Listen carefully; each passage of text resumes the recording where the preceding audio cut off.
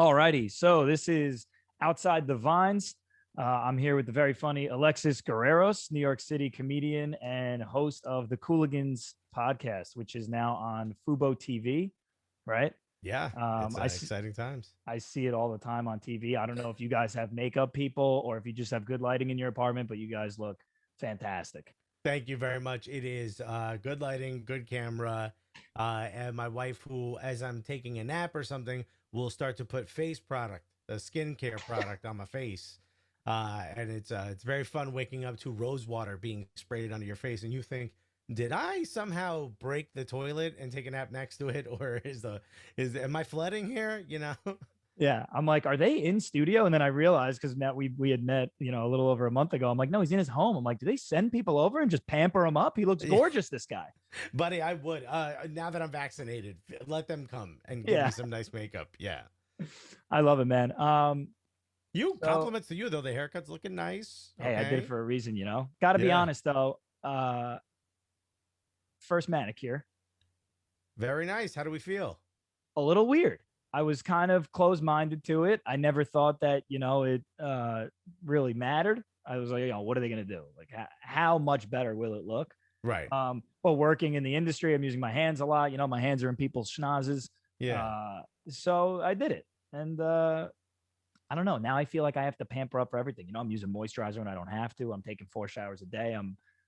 I just But like, one I of the things feel, that changed for me during COVID was my wife bought like one of these like loofah towels kind of thing yeah, that you shower with, and it's like made out of bamboo. It's really good for the environment. Um, and two came in the package. She goes, "You could have one." I'm like, "I'm never going to use it." She left it in the shower, and I was kind of in a hurry one day, and I thought, you know what? All I have to do is soap this thing up once. I'll cut time. I've never been softer or smoother since. The thing's amazing. I went out and bought my own. My feet feel great, right? yeah, I like the dead skin by your ankles or whatever, like where you know what I mean, like the places guys typically don't really focus on. I'm yeah. smooth as hell. My elbows feel great. I'm like, what have I been missing? Well, You yeah. know? Why didn't I just listen this entire time? It's Yeah. so funny. And I think Um, wine is a part of that. To bring it back to the purpose of this, you wine know, is it a re- little bit like pampering yourself. I look at cigars and wine and scotches the same way I do these things. It's like that comes with the feeling of like I've succeeded. I've done something that is good, even if it's just a great set. I deserve something like a nice glass of wine. I deserve a good scotch, maybe. I deserve a cigar, you know? 100%, man. So when I got into the wine industry, you're wearing a ton of suits.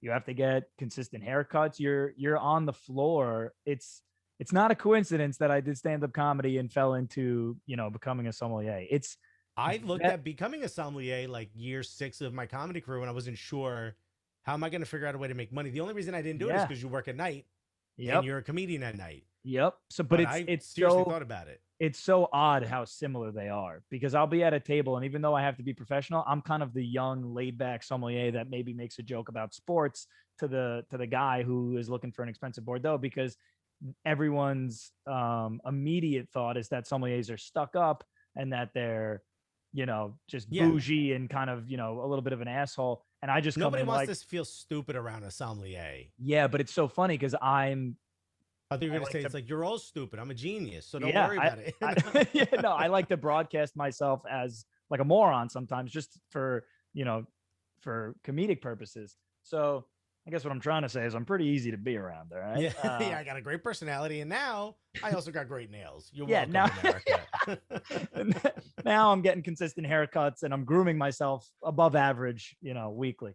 Yeah. It's only Um, fair. You look so good. I thought you had a startup just went public. That's how good you look right now, buddy. my company's booming on Robinhood. Yeah, with Dogecoin to the moon. So first and foremost, your relationship with wine, growing up or just in general now as an adult. I know you're married. Usually, Hmm. our significant others tend to bring wine into our lives more so than just a bunch of guys aren't playing poker. Like, dude, you want to grab some wine together? It's usually I got into it. My older sisters were really into it. My mother drank wine. So I'm just curious, how did you get into wine if you even are into it, and what's your relationship with wine? I mean, growing up, if you ask me what I remember being at parties as a little kid, and my aunt would be like, "You want red or white?" Like as a a little taste. Latinos feel different about wine. Wine is something obviously you don't get a kid drunk, but if a kid wants a little bit in their glass just to get a taste for it, why Yeah, he not? brush his teeth with it. Yeah. It's just a little taste. To get Yeah. his beak wet. I've always kind of been around wine, but I always knew of it as like the adult thing, and then yeah, so you become like a teenager or whatever, you start experimenting with alcohol when no one's watching. Wine's not the thing, you know what I mean? It's usually beer, or you go for like a booze because wine doesn't feel manly. But I also grew up around sangria, and I grew up around like the Latin uncles and cousins who it meant something to know about the wine from your region. And yeah, Yeah. that's why I like Tanat. It's like the little bit of connection I had to the Uruguay side of my family, my cousins that lived in New York City and then moved out to Long Island. When they moved out to Long Island, they got like the big parrilla, the big grill, the Argentinian like slanted grill in the backyard. And when you went there, it was like I just assumed, I'm like, is this the blood of the animal? Because all they do is eat meat, you know what I mean? And then here comes this red liquid. And it was like you weren't taking part in the tradition or the culture if you didn't enjoy the wine or know something about it. So I kind of did revere it a little bit. And then as you kind of get when I became 24, when I was 24, I became like kind of like a middle manager, and then eventually rose to like an executive vice president level at a corporate company. And like wine became like I no longer have to find the least expensive one on the menu, and I still didn't know a ton about wine, but I knew what I liked. And I would go to wine shops and I talk to people, and it was like this thing of like, I've reached a certain level of success, so I feel like this should be a part of my life. And little by little, it just became this thing of like, these are the wines I like. I still remember going to Chandon for their tour of the Champagne. Yeah. Um, and they were like very loosely like, oh, we make wine. And I was like, yeah, can I try that? And they were like, yeah, sure, if you want. Like they were kind of like, the wine. I'm like, hey, I actually really like this wine. Like I'm not a big fan of champagne, to be honest with you. My wife was more, and she got hired to do like a Me neither. And I work in wine, and I'm not. Bubbles throw me off a little bit. yeah. And I don't mind like I'm trying to think of like a Lambrusco, like an effervescent red. It's not a Yeah. sipping wine, obviously. But like with like a wood fired pizza, I'm like, okay, a Lambrusco or what is that, a Gragnano, I believe.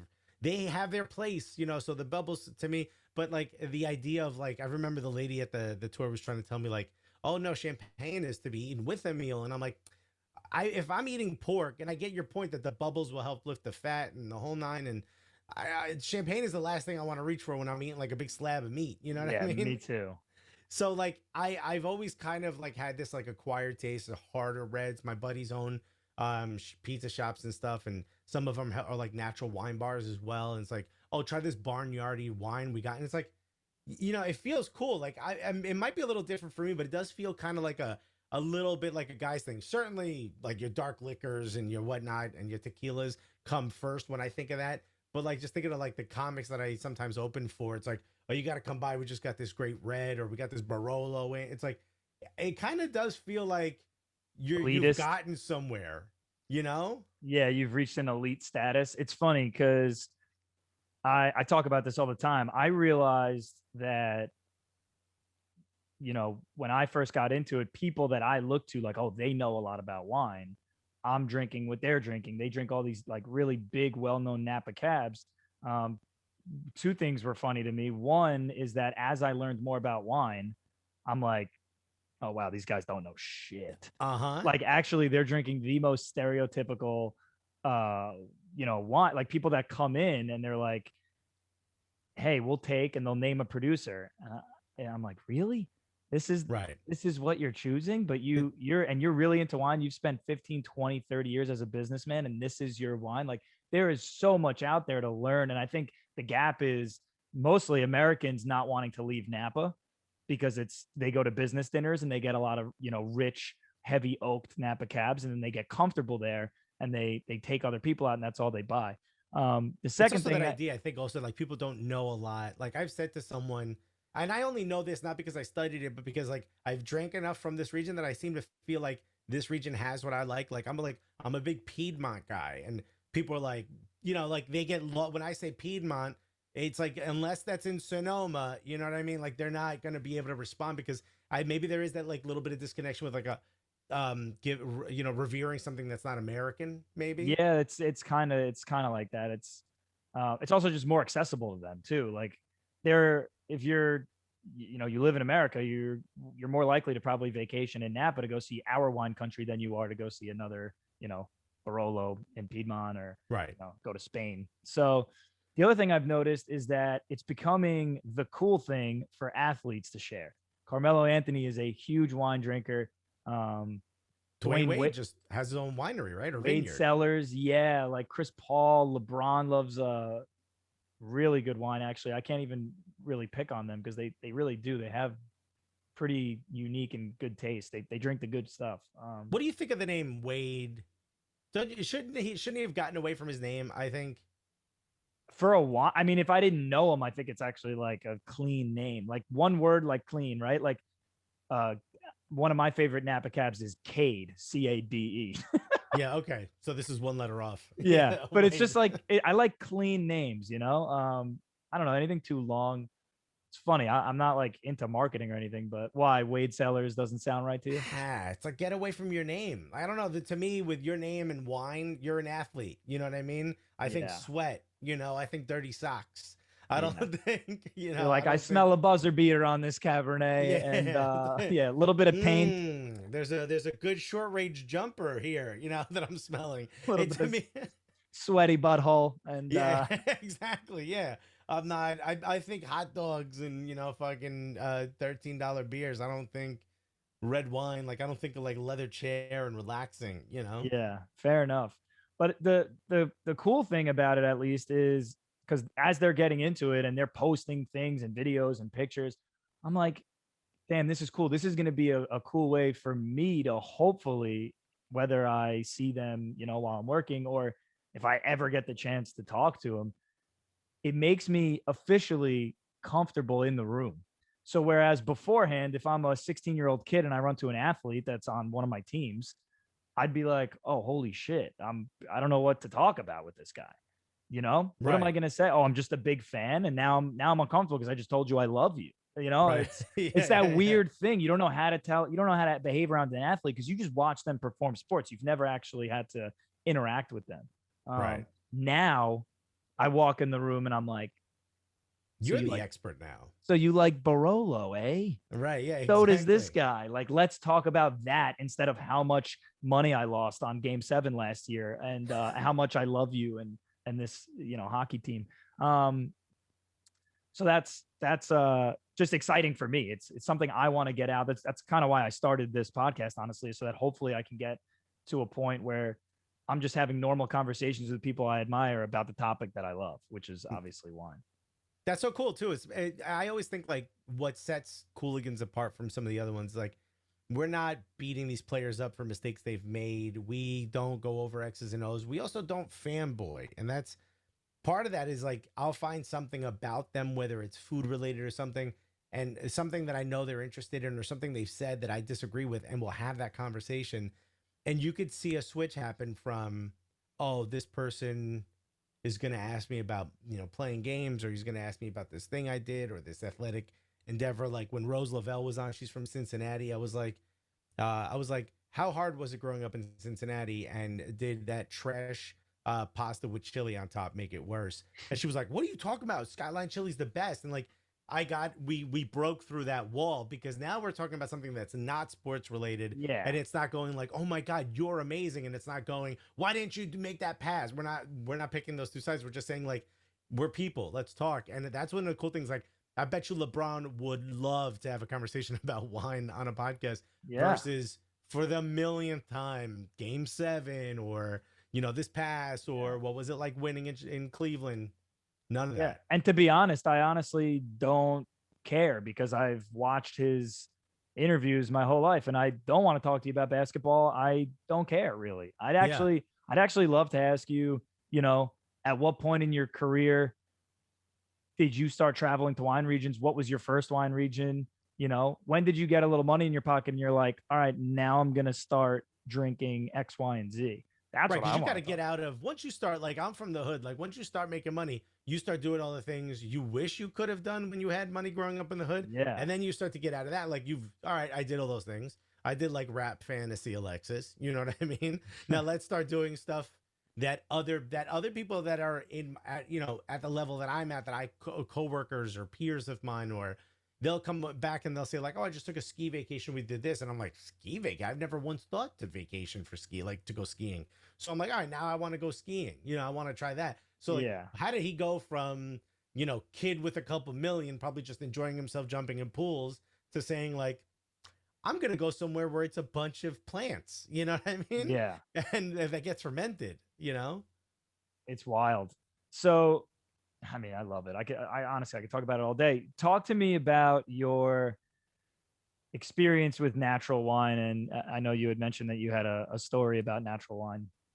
So my initial sort of jump into understanding what like sulfate free wine and stuff was, and what even that means. It was a gentleman by the name of Larry. That's what he goes by.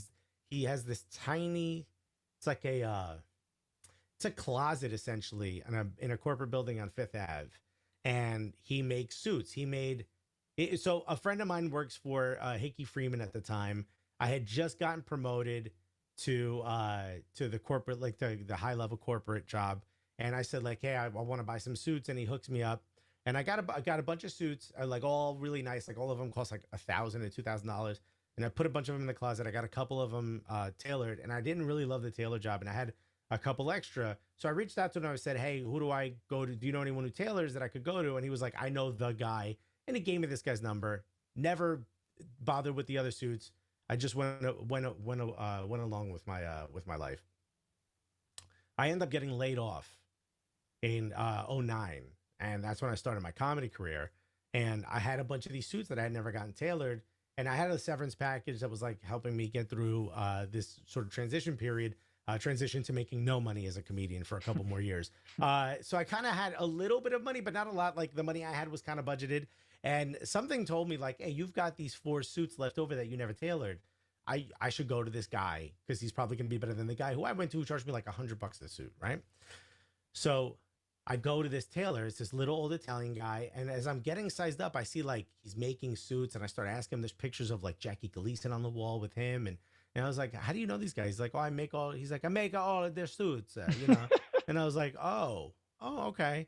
And then I see a picture of James Caan and a young Pacino, and I was like, I bet you made their suits too. And he goes, I make all of the suits for all of the Godfather film. And I was like, Oh, huh. Now I'm standing there with my arms out as he's marking my suit, and I start to realize, hey man, this guy's making a lot of markings. You know what I mean? Like I'm literally here to get like the sleeve hemmed, the legs hemmed up like where the feet are, yeah. and that's it. You know what I mean? Maybe the ass let out a little bit because I'm a bigger guy today than I was when I bought that suit. And I start to kind of like, and I'm thinking in my head like, I don't have a lot of money for this. Like I kind of have like $300-400 max that I wanted to spend on this. And I'm like, okay. So I was like, what's this over here? The suit you're making? He's like, the suit is for a Don King. He wants a suit that fits like, I was like, Don King, Jackie Gleason, every suit for the Godfather films. And I go, can I just ask you a question? How much is it going to be to just, tailor, whatever, to just adjust these 4? And he goes, I give you a good deal. So I was like, okay. So he's doing the whole thing. I'm thinking like, I got it through a friend that used to be a corporate client of his. Maybe I'll be fine. And then I see these like newspaper articles for a kid that drowned. And I go, what is this? What's this about? And he goes, that's my grandson. He fell into a waterway somewhere in Queens. My son, who was an EMT, jumped in after him. My son drowns. I'm now raising my grandson. So now I've got this heartwarming story of like a 75-year-old Italian guy. And I'm like, well, you have an accent. I'm like, where are you from? He's like, I'm from Italy. I was like, what brought you here? And he was like, Mussolini burning my house down. And I was like, oh my God. I was like, what? And he's like, yeah, Mussolini, he was going around burning the houses, and he burned me and my mother's house. So I had to come to the US. He's like, I came here and I played soccer. And I was like, you played soccer? He's like, I played for the German American League, which was like the big league and like the before NASL, before like Pele and all that. And I was like, well, this guy's giving me like a The most interesting man in the world. Just ridiculous. Everything he said, I knew, I'm like, this thing is going to be so much more expensive. And now his kid's dead. He's raising his grandson. His Mussolini burned his house down. I'm like, I can't say no to this guy, whatever number he gives me. Jack So Nicholson's up next after me, smoking a yeah, cigarette in the lobby. Like, when are you guys gonna be fucking done? I was like, I shouldn't ask this guy any more questions because every time I bring it up, this thing gets more expensive in my head. So he pulls out like this little folder, and I'm not kidding. My name was like next to Mike Tyson, right? I guess through Don King, he makes Mike Tyson suits, and he has a little pencil with like the extra eraser, like the street cone eraser on top. Yeah. It's like how quaint this man is, and he's writing down. He goes, "I give you a good deal," and he hands me a paper that says like $1,900 to just adjust the sleeve. But I mean, he's making the jacket fit perfect. 4 suits. I am panicking, right? And I was like, hey, I don't know how to do this to you. Look, I'll give you some money for what you did today, but I cannot afford this. I'm really sorry. And he was like, okay. I give you a better deal.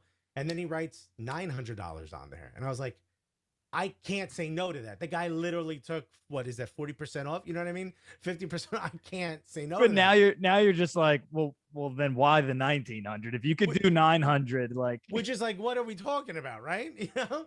So I was like, fine, you know. And I said, yeah. And I called my wife. I was like, yo, I just got fucked, but I can't. There's nothing I can do about it. And he was like, he saw like I was a little distressed, and he goes, I want you to come back tomorrow. So I was like, okay. So I thought like tomorrow he would sit there and he would say like, all right, we're not going to do these things. We'll do this. And I could get the price down to like $500 or whatever. And I would have loved that. So I get there the next day expecting it to be a little bit of a negotiation. It's him, 5 other really old Italian guys, all from Italy, and a bunch of wine bottles with no labels on them. There's bread, there's prosciutto, there's cheese. And I'm not kidding. This place is tiny. There's like nowhere to sit or stand. It's just a bunch of us surrounded by like Mike Tyson's suit. This guy's got Jackie Gleason's suit on his head. The guy makes his own wine. And he felt that for some reason we had like a connection. He wanted me to hang out with him and his friends. And we got drunk off of sulfate-free wine. He was like, there's no sulfate, so you'll not get the hangover. He was wrong about that. You know, it turns out it's not the sulfates. But the guy ended up being like somehow like a buddy of mine through this whole process. That was my first like natural wine. It's just this crazy old, and he would call me every once in a while. He's like, you need to come, we're gonna play dominoes. And I'm like, I don't hang out with a bunch of geriatric Italian dudes. You're like, but now I do, I guess. Apparently I should. And he was like, I got the more wine. And he was like, he's just like a sweet old man. But Mussolini knocked his house down. I couldn't say no. And by the way, I've never worn a suit that fit better. I've never in my life. It's the guy's magic, and he's still working. He called me like a year ago, right? I was gonna say, when was the last time you spoke to him? Dude, I was in the neighborhood, and I sent him a text message, and I was like, hey, I'm near 5th. Are you around? I had just come back from Costa Rica, so I was like literally like 3 or 4 days before COVID hit, and he was like, oh, I'm not in the shop today, but I'll be there tomorrow. And it was like starting to get busy with COVID, and then I started hanging out with chefs. This is later on. This is like in the last few years. I've started hanging out with more chefs and restaurant people. And we went to a place in Brooklyn. And I said to them, we were waiting for our table. And I said, it was a natural wine pizza shop. And I said, it's called Ops. If anybody wants to go, the pizza's pretty good. And I said, yeah. He was like, what kind of wine are you into? And I was like, I don't know if you have it by glass. I like, you know, you strong, like you typically don't find these by glass. I'm like, I like a strong, like almost like a burnt match and like real barnyardy and, you know, earthy and dry reds. I like to taste like a king would have drank back in the day. Yeah. Something with some soil behind it. Yeah, you know, like a strong. I don't want it to be. It could be sweet, but I don't need it to be sweet. I don't mind if it's acidic. Like I love the experience of that. I love the drinking it and getting through the flavors, and I don't mind a little bit of a punch. And he was like, oh, he's like, I got this new one I just opened that I think you'd like. And he opened it and he poured what to this day is the greatest wine I've ever drank in my entire life. And I took a picture of the label, and it sent me on a search. I actually almost shipped in a case of it with a restaurateur that I know. Do you remember what it was? Yeah, it's I have the picture of it saved as one of my favorites. Apparently, it's made by a cult in northern Italy. Northern Italy. You're already talking my language because that's my favorite. My favorite regions are up there. So my favorite wine regions are Barolo and Barbaresco in northern Italy, which is in Piedmont. Yeah, so Piedmontese. It here, let me increase this so you could see it as well. I'll just show it to you. It's made by Valli Unite which you can go there and stay there and work. It's like $30 a day, but you work the fields. It's if I cover my face, there you go. So marmote, Interesting. proteína. You're gonna have to send me that picture. Yeah, dude. It's So I went high and low, couldn't find this thing anywhere. I live across the street from a liquor store that orders, like, they'll pick up my deliveries when I'm not around. And I was like, "Can you order it?" And the guy's like, "I can't even find this thing." It was like a whole search. Finally, my buddy who's owns L'Industry is Tuscan. He's like, "I got in touch with someone in Italy. He can get a case of it. Apparently, they're really hard to get, but we have to buy the whole case." And I was like, I had no money at this point. I was like, "I'll do it just to get like a few of these bottles." And on a whim, he was like, "All right, I'm going to call him probably tomorrow." I was like, "All right." On a whim, I happen to be walking 2 blocks from my apartment, by the way, after Googling this thing for weeks.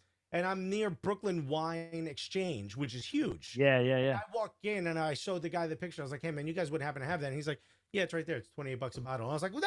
I was like, I'm calling my buddy. I'm like, "Stop the shipment." Like, do not order that case. And I bought 3 bottles, 2 for me, and I brought him 1 for helping me. And I mean, to say like I could sit there and drink the entire bottle without a problem is to lie to you. I mean, is to be honest with you, because it's so good. It's like earthy. It's supernatural. It's incredible. And it's like every time you taste it, every bottle feels a little different than the last. It feels like you're learning something new about the wine. That's quite literally the definition of a complex wine. So complexity is measured by how many different things can you smell, glass after glass after glass? How long is the finish, right? If I can only stick my nose in and I just smell like petrol and just like gasoline and maybe a cherry, and then I can't get anything else, and by the second and third glass, all those characteristics are gone and I can't smell anything, that wine is probably disgusting. But Yeah. exactly what you just said, like, you're picking up all this fruit, and with each glass, it tastes different than the next one. That's complexity, and that's the whole point of making good wine. Yeah, and to me, it's what I love about food. Like, I talk a lot about food. I deal a lot in food. I do a lot of pizza stuff. But what people don't realize about, like, even something as simple as bread with sauce and cheese on top is the level of complexity, the level of every time the pie was made this day and the weather was different. So Yep. the dough is a little bit this. It's like that's why I'm also so attracted to wine, because people will be like, "Oh, have you tried the 2015?" And I'm like, "Whoa," like, Yeah. there's different based on the year. Like, that's, I think, why there's also like a big hurdle to get people to get into it, because you really got to know what you're talking about, or at least know like a few things. But known weather patterns, you know what I mean? Like, it's Yeah. but Dude, my mom is like, by the time I became a sommelier, she was like, "I don't understand. We were getting phone calls from the school when you were a kid that you were banging your head against the wall and doing stand-up comedy sets in the back of the classroom. You were failing out of kindergarten. How do you now know, how much soil retention is, in Bordeaux when it rains? Like, I don't understand how we went from this to this." Yeah. Like, It's that's just, what I love about people like you who become sommeliers that are probably more similar to me than like some of the sommeliers I've met, is because, like, as a kid, I would have never understood, like, well, these grapes are on the side of the mountain, this vineyard, so this gets a different weather pattern than what's upstairs. Like, what's at the top. Like, I would have never. But when I talk to someone, I could see how much it means to you to know that, because you're like, "Trust me, I didn't pay attention ever. This I really like." ever. Yeah. Ever. You couldn't get me to focus on anything as a kid, pretty much up until 24 years old. The only thing I cared about was hearing my own voice talking to somebody else so that I could make them laugh, or, just watching movies and things of that nature. But I never wanted to learn anything. It was just sports and making people laugh. And so this is kind of getting to meet people from all over the place. I mean, I was trying to think of a tagline for Outside the Vines. And at first it was going to be something like, where we whine about sports. But then I was kind of thinking, like, that's so one dimensional if I'm only talking about sports. Because what I really want to do is just meet different blends of people from all over Different and connect blends. different blends of people from all over. Yeah. So with that being said, let's rock our first wine. This is the chameleon. We're gonna do, this is Or is Domaine it Bousquet. Is it chameleon? Yeah, honestly, this is going to be a wild ride for me. So this is our natural wine from Mendoza, Argentina, which is usually known for Malbecs. What are your thoughts on a Malbec? Let's rock and roll. Do you have like a Malbec? By the way, twist off cap. Are we cool? We co-sign that now? So I was always very hesitant to buy anything twist off. I just thought it meant, oh, the shelf life is shit on it. Um, by the way, that's a New Zealand, invention. Um, Goddamn New so it's good. Zealanders. It's good for crisp, early young white wines. That was kind of my whole headspace on it. I'm never gonna buy a red wine with a twist off cap on it. I got to be honest. Even after being educated on the fact and having master sommeliers tell me that's not the case, you can buy twist offs now. I still won't buy twist. Like there's something in me that I'm just, even after being educated, like I can't get my head around like I twist it off and I'm like, well, this is shit. The pageantry is gone, you know? So I am very curious how this is going to go. Try not to get a lot of bubbles to go through. Cabernet Sauvignon from Argentina. And I'm part Uruguayan, so shouts to Argentina. That's why, like I mentioned, Tanat. I don't know if you've ever had a Tanat. Yeah. I mean, that's like, it's like getting a little bundle of dirt in every glass. I love it. Love it. Cheers, man. Through the computer. Salud. Yeah. You smell sulfur. It smells like sulfur. I just smell like gas and rocks. I love it.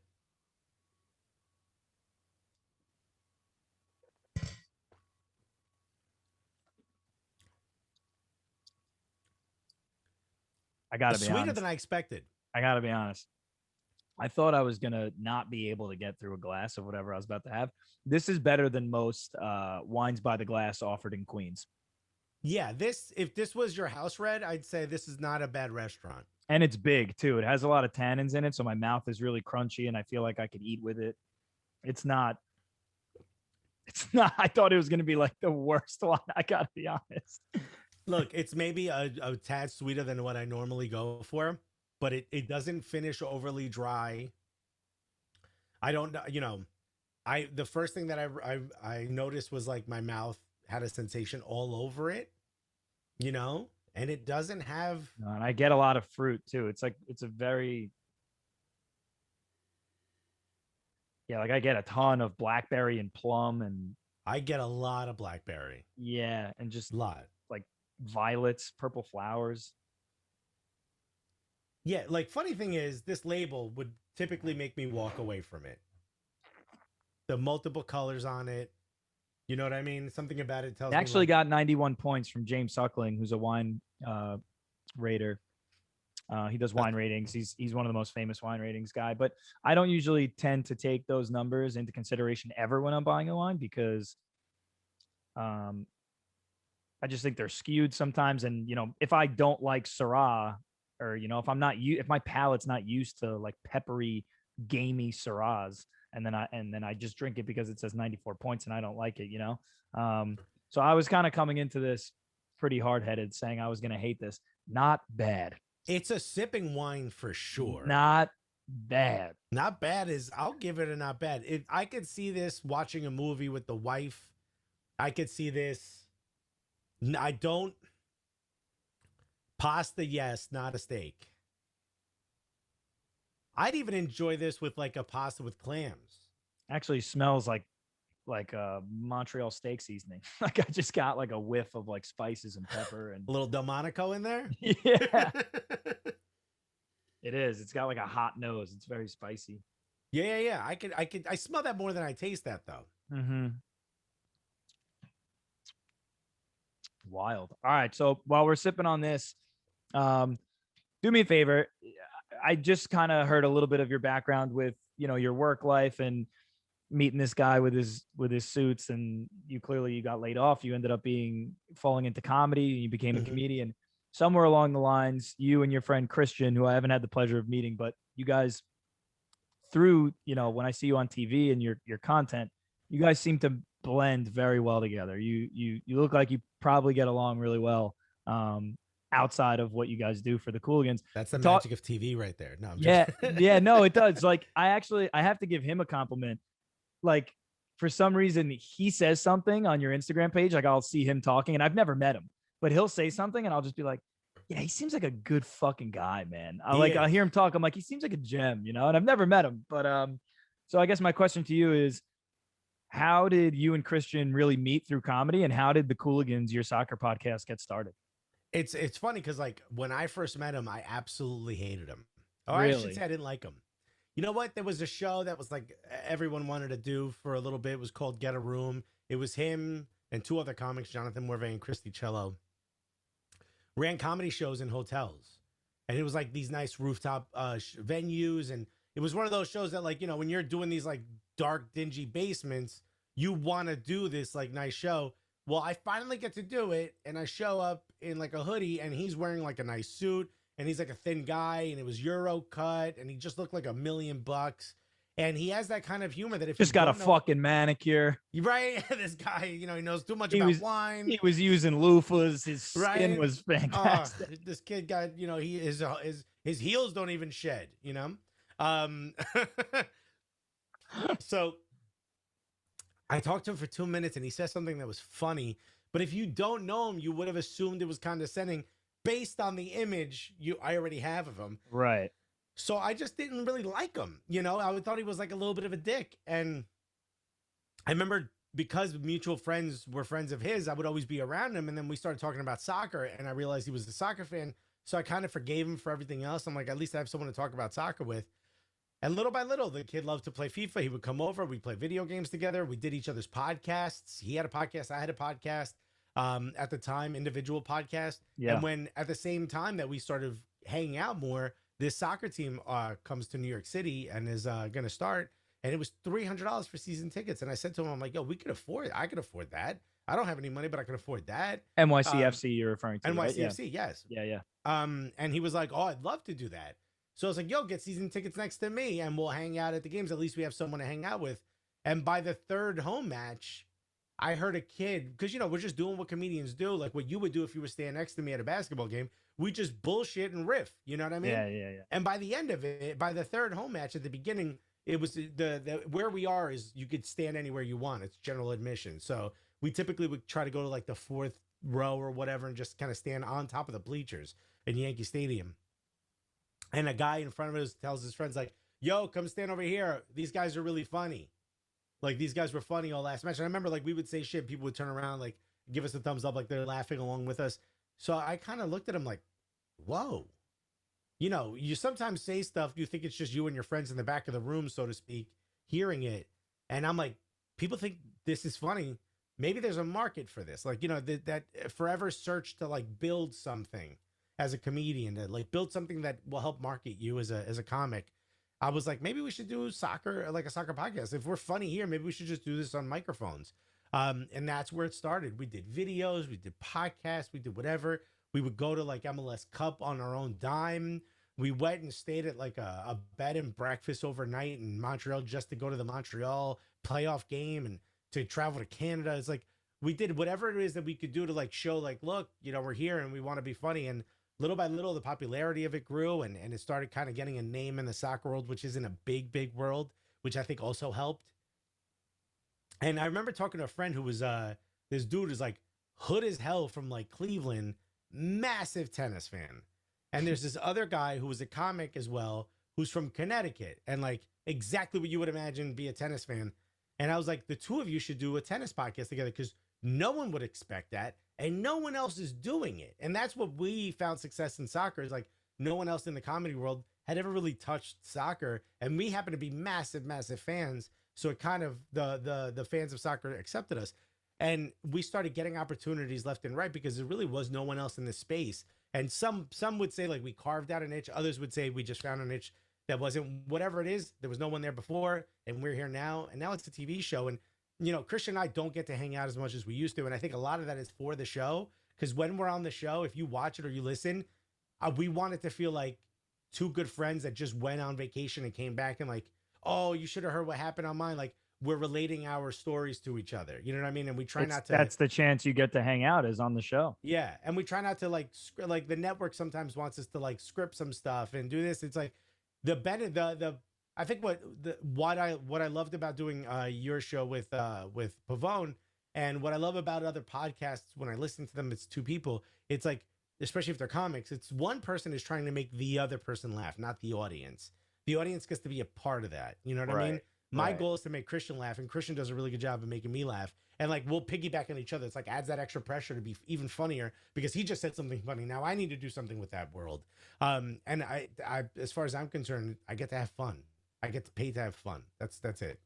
Yeah. So I obviously, when I found out about your show and stuff, I had just gotten into soccer in only like 2016, the year that Leicester had won the EPL. Right. So also known as the year Arsenal finished second.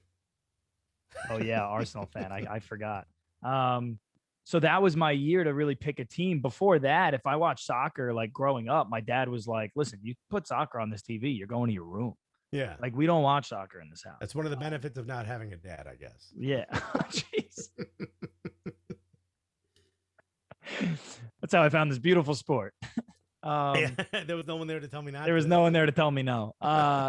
So I had this option to kind of pick a team for the first time, and I'm kind of looking at the TV. I'm going based off colors. I'm like, powder blue is sexy. I like City. They're like, dude, you root for City.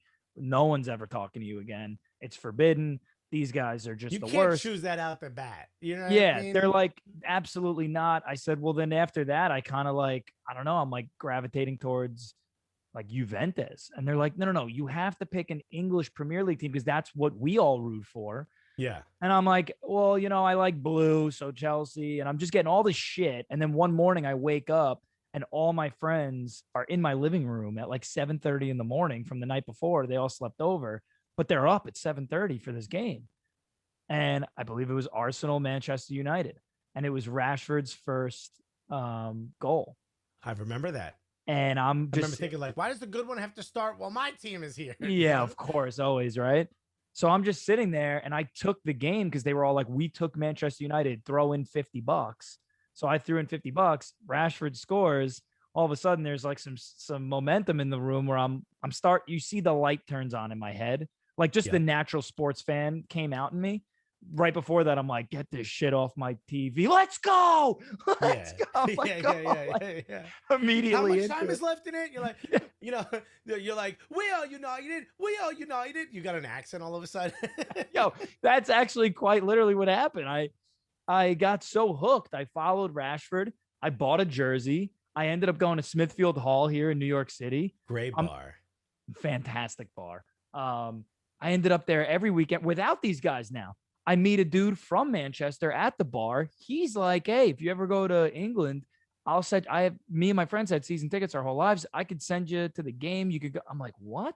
I quit my job and what do? I fly to England. I take the train over from London to Manchester. Next thing I know, I'm hanging out with these guys, Billy and Keith. They're in their 60s and I'm chugging Guinness by myself in Manchester, unemployed. Yeah. And I'm just hanging out right there. And I just went to Old Trafford. We beat the shit out of Brighton. And it was just quite literally one of the greatest days of my life. And Stella got her groove back. Soccer. It was a crazy path getting there, but now there's just no turning back. So I'm fully in. And I guess I'm tying that into, I would have never, been like, oh, comedy and soccer. Like as a comedian, I would have been like, oh, well, I don't like soccer. Now I'm just like, oh, those are two worlds that I fucking love. Yeah, and what I love about wines and soccer is obviously wine when you're a little bit older, but when you try it and you find something that actually hooks you, you're essentially hooked for life. Yeah.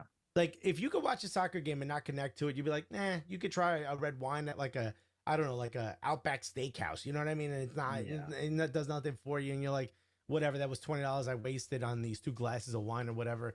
But if you try one, you're like, oh, wow, I didn't know they could do that. Or you woke up and you're watching soccer and you're like, wait a minute. I had no idea that there was actually this much excitement. This isn't watching the high school game in the high school I went to. This is real shit. Dude, Marmont will get my money for life, even if it starts to suck, because I'll be like, I'll remember that one glass. You know what I mean? And that's what it's all about. That's really what gets us there. It's wild. Again, that's what it does for me. Like every bottle comes with a story. And then I just love repeating that information to the next person to share with you, which is exactly what a segue is what I'm about to do right now. Bottle number 2. Let's go. So I got a little bougie and I decanted mine an hour ago. I saw But your carafe. I was like, oh, this son of a bitch you're is like, aerating his shit. fucking guys moisturized and decanting. What up? Old fancy nails over here has got a decanter. Now, I tend to cut right here before the lip. Some people cut on the wider part. Do Yeah, you? yeah, standard, like if you see where I cut, you're supposed to go to the lip right here. Oh, so you go underneath the lip. I tend to go to the top lip. Yeah, well, the reason why you go on the bottom here too is when you go to the top there, some foil can kind of stick over and kind of linger around that top edge there. And if you were pouring for a person, if you're working Right. in a restaurant or something and you put foil in their drink, or because usually when you take the foil off, the next thing you do is you take a serviette and you kind of clean the top off so there's no foil or cork crumbs and things of that nature. So this And is a just the serviette is serviette is like the napkin that, but it's a gotcha. you know for It's the wine. one that they wipe the lip off with. Correct. And They then when you stop the wine from traveling down the. if you've ever seen somebody at a restaurant, they'll pour your wine and then they kind of take the serviette and take the drip off with Yeah. like that big napkin. That's what it is. Well, I So whipped this up, by the way. Look at this bad boy. I got it over here. rip the whole thing off. Who gives? Um. So huge Italian wine nerd. Okay.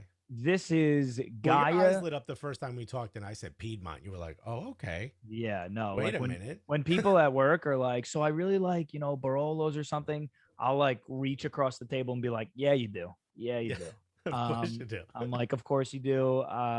We're friends now. I'm officially, this is off the record. Let's talk. So this is Gaia is the producer, Magari. This is a super Tuscan. So from Bulgari, Tuscany. Mhm. It's 60% Cabernet Franc, 30% Cabernet Sauvignon, and 10% Petit Verdot. Wow. The reason why I like this wine so much is because it was the first high-end Italian wine that I really got to know and enjoy. Gaia is the producer. I consider them like the Versace of winemakers. They're just like the cool kids on the block. They produce sexy ass wines. In my eyes, like Gaia doesn't make mistakes. They just hit home runs.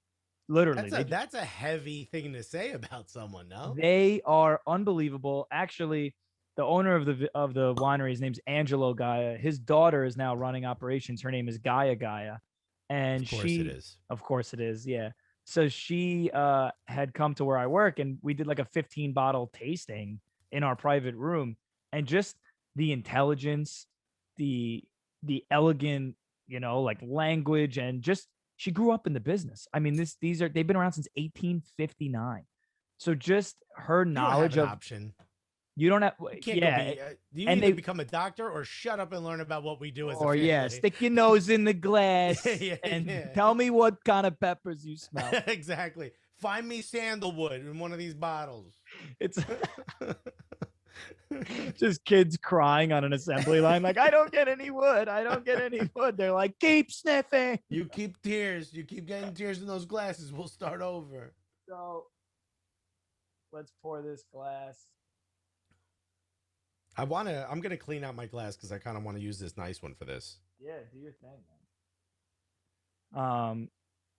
So yeah, this is just wine that quite literally like blows me away. It's not the linear tart cherries Nebbiolo and like Barolo and Barbaresco that I was talking about before, but it is big grapes and Cabernet Franc and Cabernet Sauvignon and Petit Verdot, but just with high acidity. And it's cheesy to say and it's corny because that's what every sommelier says, right? It's an elegant wine, but I mean this is LeBron James, Michael Jordan, Tom Brady in its prime. Like this just is. Give me a good example of when you think this would be appropriately poured. Like what occasion I would pour this for? Yeah. So I This isn't a first date wine. Unless she walks in and you're like, holy shit, what did I do to deserve this date? Yeah. You don't buy this wine. This is like $215 on a list. Wow. And I bought this specifically for you and I because one, this is the first like episode I'm really doing right now with someone. So it's kind of a special occasion for me. This is episode 1 that I'm going to put on YouTube. And, you're the first guest that I'm getting to share wine with on Zoom. So this is a cool Amazing. moment. Also, the weight of the smell of this. I mean, this Oh, is this is like sitting in a new Mercedes. This is yeah. That's why I say the Versace of winemakers. This is smelling Tom Brady right before a Super Bowl halftime show. Like, just get a sniff of we're about to win. I know we're down 20, but we know we're about to win. Here we go. People are gonna think I'm bullshitting, but this is like low key has a perfume like elegance to it. Yeah. Wow. I still can't decide if like me doing tasting notes constantly over a Zoom is going to be like appropriate for this show. I don't think so. So I'm going to like keep many thoughts to myself, but no, I think it's cool. I kind of want to hear what you're like those sommeliers like, all right, it's got 20% this and I smell this, when you said black cherry, it helped me smell the black cherry when you said that. Yeah. I mean, this actually, I would kind of piggyback on that and say this does have like black cherries. This almost has like black cola to it, right? Like I don't think it's chocolatey, but there's something kind of like dark cacao about it, Yeah. So Gaia started this, organic grape movement in Italy. Italy's not really known for, Burgundy, France is known for organic grape growing, no pesticides, which is something that I probably should have talked about before. I'm not a fan of companies selling the fact that, their wines are natural or organic. And, if you come by our wine club, you can have this. And it's like, these French winemakers, these 11th generation winemakers are way ahead of your pyramid scheme. Okay. Like they've been doing organic and biodynamic winemaking since 1970. My guys in Barolo are doing, biodynamic winemaking. They're harvesting in moon cycles, for fuck's sake. Let's keep your Instagram ad out of here and let Giovanni, run his business. Right. Just because you rub the bottles down with kale doesn't make you special, buddy. Just because you offer them at a yoga class in Brooklyn, it doesn't. Right. I don't understand. Is that true, by the way? Moon cycles? Yeah. So biodynamic is like holistic ways of taking care of the soil and throughout harvest. So some winemakers will, think about meeting that person that loves astrology and they're just like, oh my God, you're a Capricorn. That's why the wind blew and you were like, holy hell, I'm stressed. It's because wind irritates your soul and makes you think of your parents' divorce. And I'm like, what the fuck are you talking about? No, that's my wife. She's like, of course you'd say that. You're an Aries in your third house. And I'm like, I didn't even know I had a third house. So that's pretty cool. When did we pay that off? I had no idea. Now I'm nervous about money. Is that a Taurus thing? But that's exactly, what gets me kind of like excited, right? Is people change their ways, right? So Gaia, as of I think like 2015, started going, organic. Now they do stainless steel tanks along with their, French oak use and egg vats. Egg vats are like concrete slabs. They're like concrete eggs that you can ferment wine in. Chateauneuf du Pape in France is really well known for that. But Gaia is kind of just like the Hall of Fame athlete in its prime that's like, hey, I'm getting a little older. I'm going to work on my, maybe I can't slam dunk on people, but now I'm going to take, a couple weeks to learn how to, work on my game in this facet. And right. It's like if LeBron could start shooting threes from the logo, you'd be like, okay.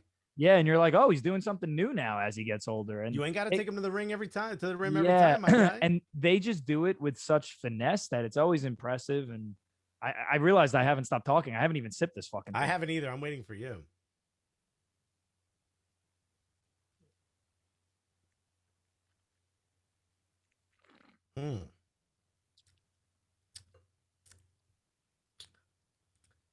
Something about this makes me feel like you should only drink this after a meal, so it's by itself. Does that make sense? Like, don't disrespect this with food. Yeah. So, It's shocking how I can't tell you why, but it's very obvious that this is a much better bottle of wine than the last one.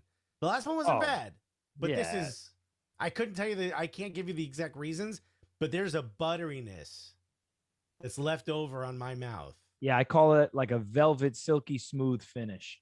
Yeah, like in food, we'd say unctuous, which maybe not is not the most pleasing word for wine, but there's certain meals that, god damn, this is good. There's Yeah. certain pizzas that when you eat, the edge of the crust has such fermentation in it and is so well proofed that when you eat it, you're left with that, like, that as you take a breath, you're reminded of the funkiness of the bread, of that perfectly fermented, and that this has that. Yep. This has that thing where, like, sitting back and tasting your saliva after a sip is a part of the process of drinking it because it tastes that good still. That's what I was saying before. Complexity lies within the finish. A So hundred percent. if you can still like get your gums going 15, 30 seconds, a minute after your sip, and you're like, I'm still waxed out. I'm still like my mouth is coated. Um, that just shows complexity. Getting to food and stuff, I know it's quite literally my job, and in the wine world, everyone feels the need to pair wines with everything. I feel like over the last year, with the pandemic and everything, and being home, and I love to cook, so I cook a lot of Italian food, and I'm pandemic comes. Next thing I know, I'm wearing an apron. I'm making pasta like 3 days a Yeah. week. I'm like, Call my wife Chief. Hey, what you want, Chief? yeah, I'm just like, call me Giovanni. I'm like rolling out dough, and my girlfriend's like, I'm the luckiest person in the world. This guy's making raviolis 3 days a week, and he doesn't even mind. So I try not to overthink everything with a pairing. Like if I'm cooking tonight, I don't feel the need to like. I mean, unless we're ordering sushi, right? If we're ordering sushi, it's like, all right, I'm not opening up a Barolo. That doesn't make any sense. That's Yeah. just like, actually, that's a disgusting pairing. I'm not going to Yeah. do it. You be fighting the food with the wine. You'd be like, Yeah. this is gross. But to have like, if I'm eating like chicken parm and someone's like, what do you want? Like, oh, well, I'm thinking like a nice Barolo or whatever. My number one thing is like, drink what you like first. Don't Yeah. overthink the pairing, because there's so many things you could do with pairings. You can kind of get as similar in tasting profiles as possible. So that's why like pizza and Chianti Classicos go well together. Sangiovese from Chianti carries this like really big, like cherry tomato, like basil tomato sauce taste to it, and it's a bit, and it's a big. Montepulciano, I think, also has that like slightly woodiness, not woody maybe, but like the how a wood fire treats a dough. I get that sometimes from Montepulciano. Yeah, and it's like that's amazing, right? So like every time I have a pizza, I'm like, I want Italian wine. However, if I wasn't me and I was somebody that liked Napa cabs, or like I just loved Rioja and I was having spaghetti, I'd be like, drink what you're gonna enjoy with your food, as long as it doesn't ruin your food. Yeah. I Wine think is when you look at like a Malbec, Malbecs tend to be a little too sweet for me for the most part. I just don't think that they add that like sweet in another, like fruit characteristics. yeah, in fruit characteristics. Like I Yeah. don't think it adds an overwhelming complexity. But like if I'm having like a if I'm at a restaurant that and I'm having like a whatever, like a clam sauce pasta, you know what I mean? Relatively Yep. light, no cream in it, it's just mostly butter. I like a nice Malbec with that. And typically you wouldn't pair that. In my No, head, you wouldn't. you'd either go a little bit stronger of a red or maybe even like a white to go with that. And I'm Mhm. like, I kind of like it. Here's where my taste buds say Malbec fits, you know? And that's why I like Tenants too, because Uruguayan food is so heavy in meat. It's the same as your as Argentinian cuisine. You know, if I'm eating a blood sausage, Tenant, baby. you know? You know what's funny? I mean, about labels.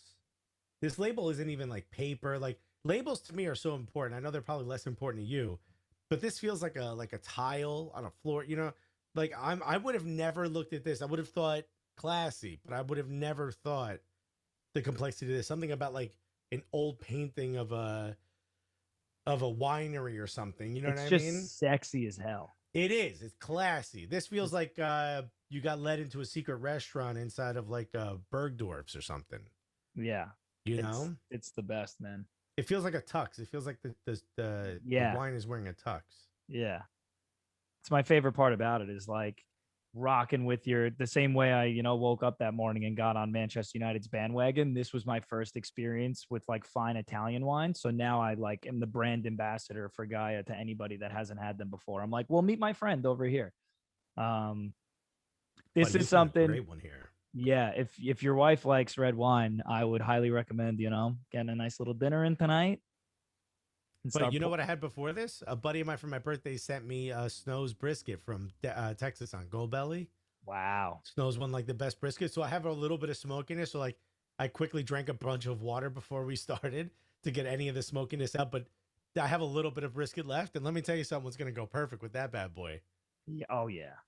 Oh man, there's you said velvety, right? If I was talking food, I'd say buttery. But there is like a Something like this that has that elegance that we're talking about and long finish and nothing dominates, right? So like usually acidity can dominate, tannins, which is that chemical compound in the skin that can really get your mouth dry, where your tongue and the roof of your mouth is like sandpaper. That's tannins. yeah. Tannins dominate, maybe fruit dominate. Like this is just so well rounded to me. Nothing dominates. They all complement each other. And then the finish just lasts forever. You're kind of sitting here like, oh wow, this is a just well-rounded, perfect wine. I could drink this with food, without it. I'd have it slightly chilled, maybe in the morning. Like I don't care. This is just a perfect. I have no complaints. This and a cigar feels like a great night. You know what I mean? Yeah. There's something cool about Hey, this wine. maybe we can just set that up. I think we could do it. There's something about this wine that I don't find happens very often, and maybe this is what the complexity you're talking about. But as I take a sip, and that wine, the have whatever the amount of liquid leaves, and it sort of leaves that finish, I start to taste like different things. Like I start to pick up like cherry skins, things like that. You know what I mean? Yeah, like Like the like desiccated fruit, like dried, yeah, or stewed. like a apple peel, like the skin of an apple or something. Like there's that like it kind of tastes like the fruit, but it has like not a bitterness, but like a earthiness to it. I Yeah. get a little bit of that. It's so rare that it Well, changes even before it's out of your mouth, just as it leaves. yeah. God, The sign of brilliance. Um, we'll have to do this again, and we'll do it with a tasting grid, and we can maybe actually go through an entire tasting together and kind of work through wines, going through fruit and non-fruit characteristics and things of that nature. or maybe I'll bring a Marmont over to you I would love that. if I could find if they still have it. I'll bring it, and then we could sit there and you could dissect it. You could even tell me if it's trash or not. I would love that. God, this is Unfortunately, I good. got to wrap this up, so I want to end it with a couple of just quick questions regarding, I guess, all topics that we just talked about today. So, number one, favorite grape varietal and wine. Favorite grape varietal in wine. Yeah, so Cabernet, Malbec, your favorite grape. That's a great question. I'm going to say, probably not a Malbec. I'll go classic. I'll say, I tend to find myself drinking more often like a Chianti because if I'm gonna go red wine, I know it's great. I know my wife's gonna enjoy the bottle as much as I do. It's a pretty standard. Is that a grape varietal? Sangiovese would be the grape. Sangiovese. So So I'll my go with next my next re- my next question was going to be, what's your favorite region? And I guess the answer to that would be Chianti Classico or Chianti, correct? Right? no. It's still Piedmont. I Piedmont. love. Boom. Yeah, I am a Piedmont guy. I like earth. This wine speaks to me. The Marmont spoke to me. Like I like strong, earthy wines, like from earth. I don't like the coasty, beachy, floral, fruit forward. Nah, give me earth. I want to taste a little pain in my wine. I love it. One glass of wine to have with anyone in the world. They could be dead or alive. If you could have one glass of wine with anybody. Wow, that's a great fucking question. One glass of wine with anyone, I would say, whatever the strongest alcohol content wine there is, and that glass is with Thierry Henry, because by the end of it, who's a Nice. famous soccer player, by the end of it, I want him to at least think he's my best friend. You know what I mean? I love that. Um, and then my final question would be, when it's all said and done, whether it's the Cooligans or comedy or whatever comes next, um, what is kind of like, and the only reason why I ask this is kind of a deep question, but the only reason why I ask is this is because as I got into wine, I was kind of thinking like, oh, as a comedian and as an actor and somebody that likes writing, how cool would it be to emulate a career like Francis Ford fucking Coppola, Yeah. who was great at two things: directing films and a winemaker. Yeah. So I guess my question to you would be like, at the end of the day with Cooligans and comedy, what's the top of the hill for you?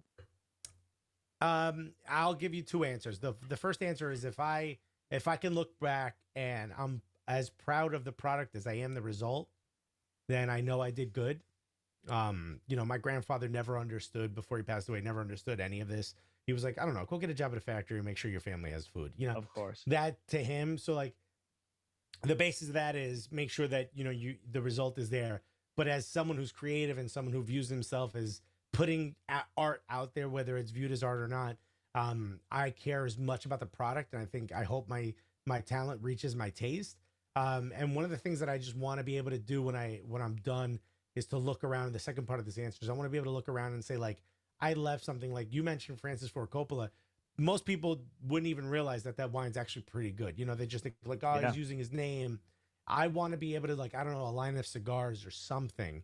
something that I know I love that I can look back and say I left, or maybe it's like a development academy for soccer for kids in Newark or something. I left something there that my name will carry, and I don't have kids of my own, so hopefully the name carries, and who knows, maybe like there's a mark that I left that makes the world just a little bit better, I love that, man. or at least a little bit tastier. Not a bad slogan. Nice. Um, Dude, thank you so much for doing this. No, I'm an honor to have been your first. I appreciate it, man. I hope you had fun.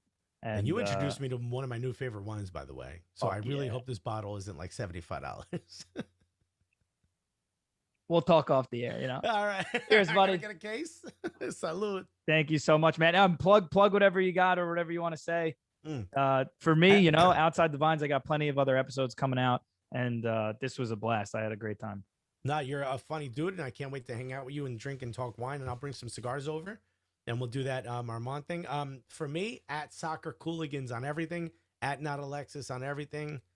Leave me a note if you enjoy anything you see. Beautiful. Thanks, man. Cheers. Thank you, man.